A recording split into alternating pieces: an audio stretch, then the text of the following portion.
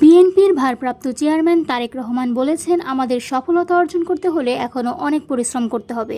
রাষ্ট্র কাঠামো মেরামতের ৩১ দফা প্রতিটি ঘরে ঘরে পৌঁছাতে হবে। এ দায়িত্ব নিতে হবে জেলা ও উপজেলা বিএনপি নেতাকর্মীদের। বৃহস্পতিবার বিকেল বিএনপির কেন্দ্রীয় প্রশিক্ষণ বিষয়ক কমিটি আয়োজিত লন্ডন থেকে ভার্চুয়ালি পঞ্চগড় জেলায় রাষ্ট্র কাঠামো মেরামতের ৩১ দফা ও জনসম্পৃক্ত প্রশিক্ষণ কর্মশালায় যোগ দিয়ে তিনি এসব কথা বলেন। তিনি বলেন, আমরা জনগণের সমর্থন নিয়ে সরকার গঠনে সক্ষম হলে ৩১ দফা বাস্তবায়ন করব।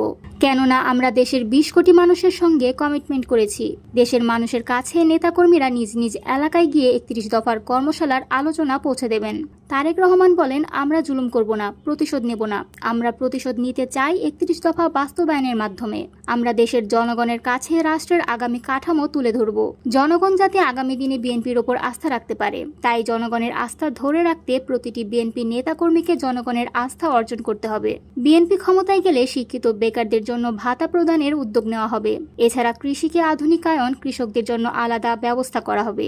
এর আগে তিনি ভার্চুয়ালি প্রশিক্ষণ কর্মশালায় অংশ নেওয়া নেতাকর্মীর প্রশ্ন ও প্রস্তাবনা শুনে উত্তর দেন।